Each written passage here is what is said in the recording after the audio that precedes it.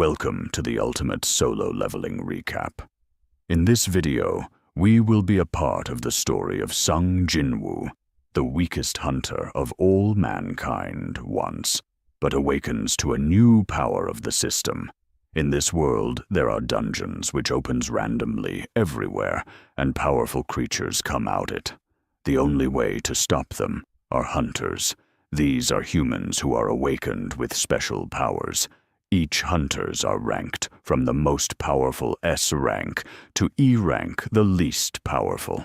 And then there's Sung Jinwoo, the weakest hunter alive.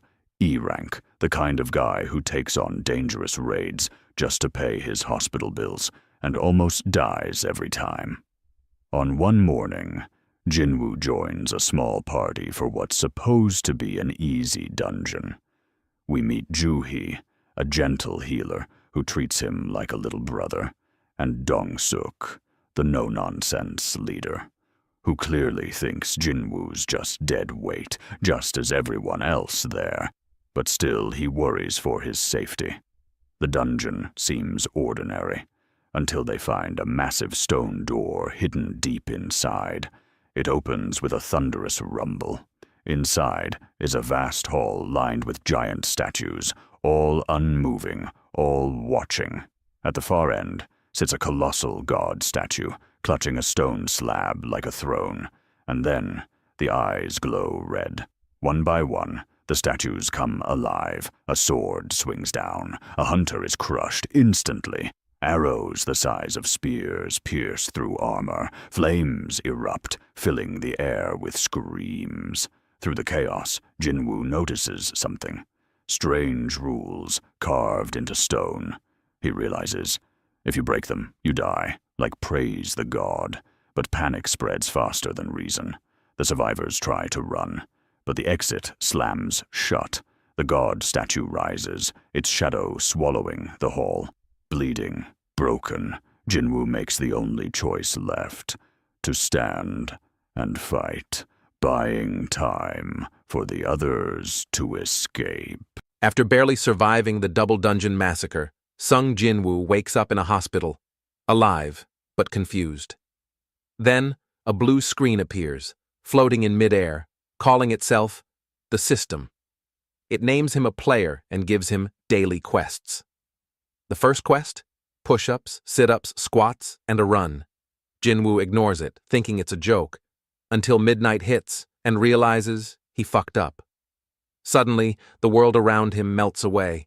He's thrown into a hellish desert, swarming with giant centipede monsters. No escape, no mercy. Jinwoo runs for his life, but the heat and fear crush him. Just before he's torn apart, the quest timer ends, and he's thrown back to the hospital, barely breathing. The message is clear: fail the system, and you die. He starts to wonder if this system was the one who got him to the hospital from the double dungeon. From then on, Jinwoo obeys every quest. Each completion rewards him. Stat points that boost his strength, healing potions, and items. He trains every day, watching his body change. The weak, fragile hunter is starting to fade. News spreads among other hunters. The weakest E rank survived something impossible, and as a reward for surviving the penalty, he got a random loot box, and the system offers him a new challenge. An instant dungeon key, a portal only he can enter. It's dangerous. But this time, Jinwoo doesn't hesitate. The episode ends with him stepping into the unknown, ready to test the power he's slowly building. Inside a desolate subway only he can enter, Sung Jinwoo faces a wolf, wave after wave of wolf-like magic beasts. He's fast, dodging fangs and claws. His body's sharper, more responsive with every hit. He thinks about the god statue, on how the god statue gave him a second chance and he don't want to waste it. But it wasn't over yet. He spots his dagger glowing in the inventory, the broken blade left by Kim Sung-shik, and pulls it out. With one decisive strike, he defeats a wolf and watches the rest come at him. He's leveled up, more strength, speed, healing. He studies the monster labels. White means weaker than him, orange is equal, red is threat, and he destroys them with the new sword. He fights many different types of beasts and destroys them as well. He realizes white means easy enemies, and orange an equal power level, and red almost impossible. Deeper underground, he descends into the boss chamber. Waiting there is the blue venom-fanged Kasaka, an enormous, venomous serpent. Jinwoo strikes, but the blade shatters on its armored scales. The snake fights back, crashing him through walls and slamming him into water. Jinwoo remembers being mocked as weakest hunter, but he pushes through. He remembers all those times and finds the power he needs, and by grabbing Kasaka's neck, crushing its throat with sheer force, the beast dies. In the aftermath, Jinwoo grits his teeth, pulls out the Kasaka's venom fang, a dagger forged from its fang, a weapon that is very powerful with its poisonous properties. Then the instant dungeon melts away, and he stands back in Hapjeong subway station. Outside, a city lockdown is underway. The hunters are fighting a dungeon break beast. Jinwoo senses its location thanks to his enhanced awareness. Seizing opportunity, Jinwoo throws the broken sword from his inventory to strike a massive stone golem's weak point. Even the hunters were shocked and they finish it off, but no one sees him clearly, just that an unidentified hunter made the difference. Juhee, tending the wounded nearby, spots him for a moment before he slips away. This is the moment the timid E-rank hunter begins becoming something unstoppable. Sung Jin-woo opens his eyes in a hospital bed once again. But this time, everything feels different. The nurses whisper about how strangely handsome and fit he looks now compared to the E-rank weakling he used to be. Even Jinwoo himself checks the glowing blue system window hovering in front of him and is stunned. His stats have skyrocketed. His strength is real. There's a quiet excitement in his eyes, but he still needs money for his mother's hospital bills. So when a new dungeon raid is offered, he accepts without hesitation. At a construction site gate, he meets the raid team led by Hwang Dong-suk, a rough, cold C-rank hunter who looks down on weaker ones. Jin-woo also meets Yu Jin-ho, a polite young man from a rich family who's clearly new to this life. As they enter the dungeon seems empty, but Jin-woo senses something, and there it was. These were spider-looking beasts, and the Y attacked from above. Even though the group was without a healer, they worked together so flawlessly, Hwang Dong-suk's eyes narrow with suspicion. His team, known secretly as the Lizards, exchange glances. Jin-woo senses something off, but keeps quiet. But then they enter the boss lair, and the Dong-suk says that they forgot to bring mining tools and will be back, and Jin-woo was getting more sus, and he was right. Hwang laughs and gives a command. The path behind Jin-woo and Jin-ho collapses with falling rocks, cutting them off from the exit. Jin-ho's face goes pale as he realizes what's happening. They've been betrayed. Hwang plans to kill them here so he won't have to split the profits. Deeper inside, the dungeon boss awakens, a towering stone creature that roars through the chamber. Jin-ho acts bravely, but still somewhat scared, but Jin-woo steps forward calmly, eyes locked on the boss. His expression is calm, yet resolute. He tells Jin-ho to stay back, quietly saying, "I'll handle it." The system window flickers in front of him once again, and Jin-woo's lips curl slightly in confidence. As the boss monster charges, Sung Jin-woo stands between Yu Jin-ho and the massive stone dungeon boss. The creature charges toward them, shaking the entire chamber. Jin-ho freezes in fear, convinced they will die, but Jin-woo steps forward calmly. Yet he knows, even though he has leveled up, he still isn't fully overpowered, yet he is dodging the boss's swings with unbelievable speed. With precise strikes, he hits the monster bit by bit, but the hard layer resists him, until he finally slashes it down and defeats it completely. The boss collapses, and Jin-ho can barely believe his eyes. As the dust settles, Jin-ho looks at Jin-woo with awe and confusion, asking how an E-rank hunter could be this strong. Jin-woo simply smiles and tells him not to worry about it. Moments later, Dong-suk and his men return, expecting to find the two of them dead. But instead, They find Jinwoo and Jinho still alive, and the dungeon boss already defeated. Shock spreads across their face, but Dong-suk smirks and decides he has to kill both of them anyway to protect his secret. Hwang's men surround Jinwoo and Jinho with blades drawn. They tried to kill Jinwoo, at first thinking he's the weak. Jinho's voice trembles as he calls out to Jinwoo. The system window flashes before Jinwoo's eyes, giving him a new quest and permission to eliminate the hostile hunters. Jinwoo's expression turns cold. He realizes the system will go as far as they can to save him, and he uses that power. In one swift strike, he slashes through the first attacker. Panic erupts in the group. This E-rank hunter is moving faster and hitting harder than a high-ranked assassin. Hwang Dong-suk watches in horror as one by one his team is cut down. Jinwoo grabs him by the collar, and Hwang begs for mercy, offering money and excuses. But Jinwoo ignores him and delivers a final. Jinho collapses to his knees. Thank you all for watching, The scene and see is you on the bloody next and part of silent, Solo Leveling. except for Jinwoo's footsteps. Like and subscribe for more recaps Jinwoo like gathers this. the loot calmly, collecting weapons and mana crystals.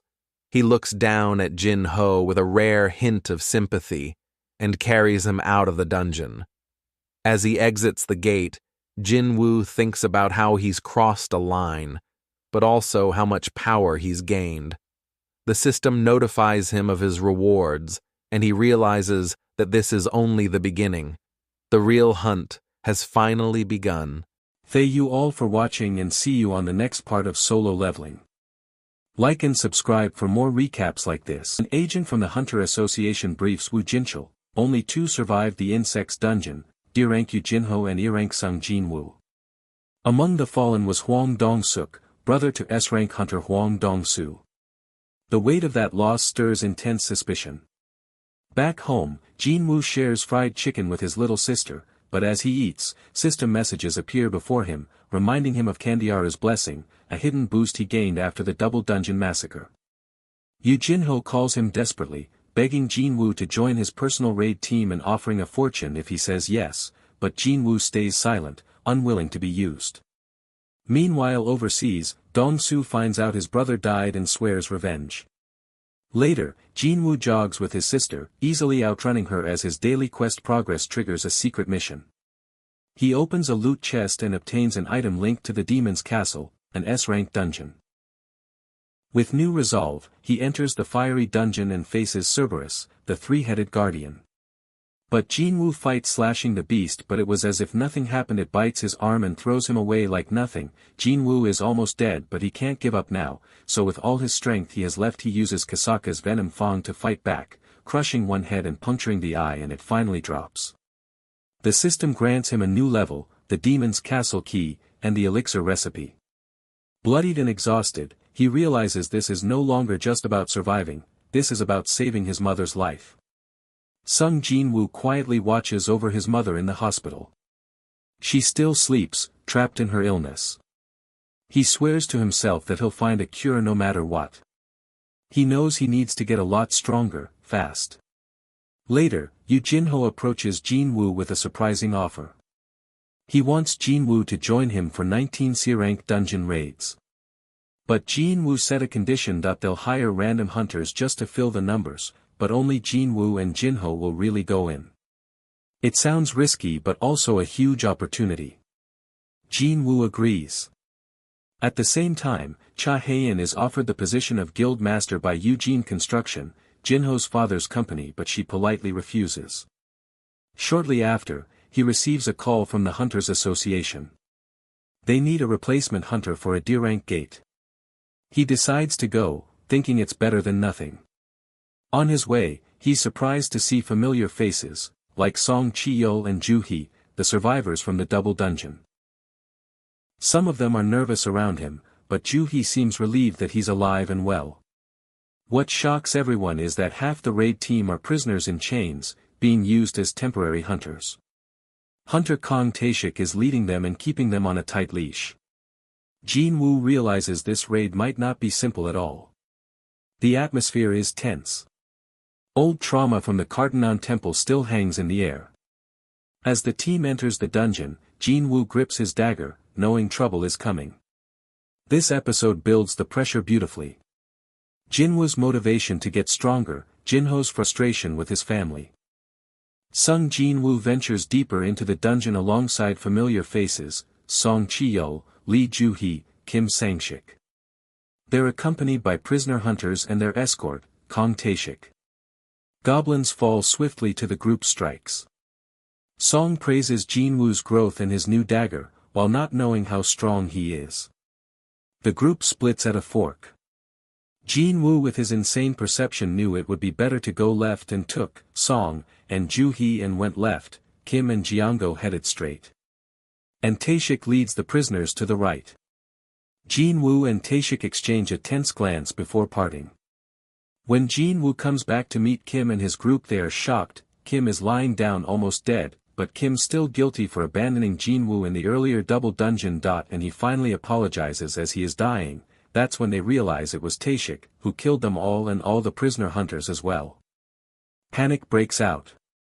Joo-hee tries to heal Kim, but she couldn't. It's a raw moment as Jinwoo tells him to stay alive. The atmosphere turns dark and intense. Tae-shik suddenly attacks from the shadows. But Jinwoo intercepts him. Jinwoo turns cold. And you know Tae-shik is fucked. Song decided to fight back. But to no good. Then a brutal duel begins. Joo-hee shields Song and Song attacked, but Tae-shik is too fast, and it only slows Tae-shik down for a moment. That he then tried to hit the final blow, almost killing Song. That's when Jinwoo blocks Tae-shik's dagger with inhuman speed. Tae-shik now realizes Jinwoo is no ordinary E-rank hunter. It must be a second awakening. Jinwoo has been hiding his true power.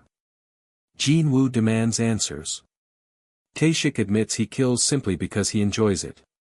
This infuriates Jinwoo. Then the battle begins. The fastness of Tae-shik is his advantage. Then the system triggers a mission and he prepares to finish the fight. His powers are now exposed to Song and Joo-hee, but he can't stop and run now. Then he activated speed and the fight is bloody and fast. But Tae-shik is also hiding something, camouflage, but that is nothing to Jinwoo perception, and with the addition of bloodlust the fight has already ended and Jinwoo plunges his dagger on Tae-shik's heart. Episode 9 ends with Jinwoo's power exposed, a murderous hunter revealed, and the real battle just beginning. Outside, when Hunters Association asked how the hell an E-rank again survived, Jinwoo was answerless, but Song came in and took the credit and that was resolved. Here Song is finally getting some redemption. Jinwoo and Lee Joo-hee take a quiet, reflective walk through a serene park. Joo-hee admits that her timid nature might not suit the life of a hunter anymore. She returns the E-rank essence stone Jinwoo had given her earlier. She never sold it, and tells him she's decided to retire. She's grateful to have met him through these raids and admires the determination she sees in him. They part with a warm smile and a gentle farewell. Later, Jinwoo recalls Woo Jinchol's warning: the S-rank hunter Hwang Dong-soo might seek revenge for his brother's death. It's another reminder that he must level up fast. Next, Jinwoo and Jinho gather their ragtag strike team at a C-rank dungeon gate, hunters who couldn't work normally due to injuries, inexperience, or personal issues. Among them is Han Song-yi, a newly awakened E-rank and friend of Jinwoo's sister, Jaina. Jinwoo and Jinho enter the gate alone while the others wait outside, paid just to show up. They clear the dungeon in record time, just 1 hour instead of the typical 2. As they keep going from dungeon to dungeon, Jinwoo's power skyrockets. He hits level 40, unlocks dash, advanced dagger wielding, and fatal strike, and knows he needs more mana, so he plans to raise his intelligence. Just then, his system notifies him, the job change quest is now available. Meanwhile, at the White Tiger Guild HQ, manager On Sang-min and his assistant Hyun Kichul notice Jinho spent a fortune, 150 million won, on C-rank gate rights. On remembers Jinwoo's name from the double dungeon incident and suspects a second awakening. Curious, he heads to investigate. At the gate, On and Hyun find an odd group lounging around, like a picnic. Han Songyi informs them the area is off limits and reveals she's a hunter. An realizes Jin Woo is raiding Solo, and he decides Jin Woo would be a valuable recruit. Later, over coffee, An makes a recruitment offer. Double what Eugene Construction promised, though the deal is still only worth 30 billion won if approved. Jin Woo sharpens his tone, shows his Eugene contract, and coldly warns An not to pry. In a flash, Jin Woo disappears using stealth, the mark of a dangerous hunter. An feels a cut on his cheek and confesses he was just investigating, not targeting Jin Woo. Jin Woo reappears, apologizes for snatching all the gates, and offers to sell 3 for 300 million won apiece. An, realizing he's been outsmarted but intrigued, agrees. Finally, Jin Woo, ready to start his job change quest, looks into the next gate, and the next chapter of his journey. Like and subscribe for more recaps. Sung Jin Woo finds himself job change quest that just popped up in his. He realizes too late that in this dungeon, potions, full recovery, the store, they're all disabled. He must finish the quest without them. Inside, a metallic thud heralds danger. Jin Woo draws Venom Fang, and striked, but nothing happened to the armor. Dodging expertly, he unleashes Fatal Strike, but it's ineffective. Then, relying on raw strength, he tears the knight in half with his bare hands, leveling up. Meanwhile, at Eugene Construction headquarters, a tense family dinner unfolds. Jin Ho's father questions his sons, especially Jin Ho, about their progress. Jin Sung, his older brother, deflects expectations with reassurances. Back in the dungeon, Jin Woo presses on. He fights off assassins, mages, archers, all with precision and growing fatigue. He recognizes his need to boost his intellect to handle magic users, and conserves his skills wisely. Exhausted, he pushes forward, until he spots a B-rank chest plate on a fallen knight. He equips it, and discovers the armor pieces are invisible.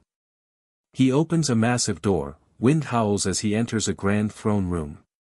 Standing before an empty throne is a crimson-armored warrior, Knight Commander Igris the Bloodred.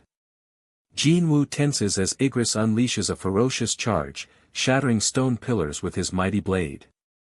Jin Woo fights desperately, his dagger useless, he equips the armor to withstand blows. Dash and brute force help, but Igris is overwhelmingly powerful.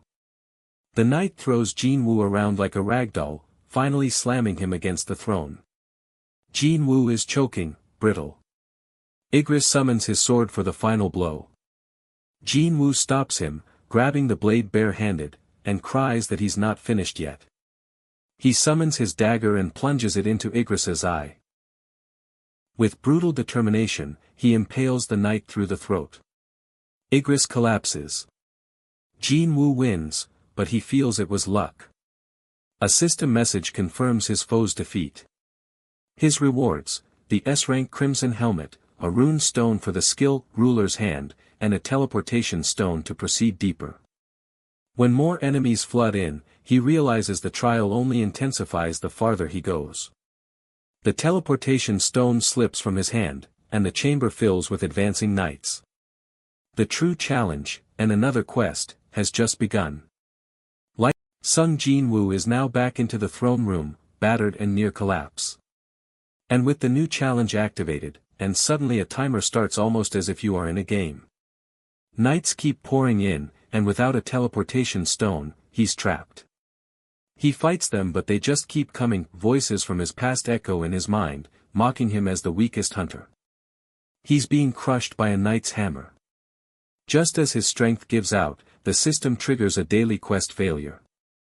Instead of execution, he's sent to the penalty zone, a burning desert beneath red skies. He buys mana potions to fight exhaustion, but health potions can't heal his wounds. Suddenly, giant centipedes burst from the sand. Jin Woo slays them one after another, sharpening his resolve to never back down again. Meanwhile, his sister Jaina wakes at home, notices his empty seat at dinner, and quietly wonders where her brother is. After the penalty is over, Jinwoo wanted a new weapon as Venom Fang is now lower tier, so he went to the shop and checked out weapons. There he bought one of the expensive ones. Night Killer returns to the dungeon, wielding a new dagger, the Night Killer, that he also uses a rune and unlocks the skill Ruler's Hand, which allows users to control things with his mind, which is crazy. Back in the throne room, he realizes the endless nights are sustained by hidden mages. With precise strikes and his new dagger toss, he takes them down, breaking the illusion and surviving over 4 hours of relentless combat. The system rewards him with a job change quest and reveals his hidden class, Necromancer. At first, he hesitates. Magic feels unnatural, but the ability to command an army instead of fighting alone convinces him. Jinwoo's transformation completes, he becomes the Shadow Monarch. With a single command, 30 shadows rise at his feet, but more importantly he tries one more summon, Igris, the Crimson Knight. He commanded on Igris. Arise. Wind blowed harshly, but it didn't work. The loyal guard didn't want to leave the empty throne. Then he tries again. Arise, but still no. He has one more try, so he asked, why serve an empty throne? How about serving the one standing before you? And he tries for the last time. Arise. Then emerges as his loyal shadow, standing before him. Igris. Season 1 closes with Jinwoo standing tall, no longer alone, ready to lead his shadow army into battles yet to come. And I will see you on the next season.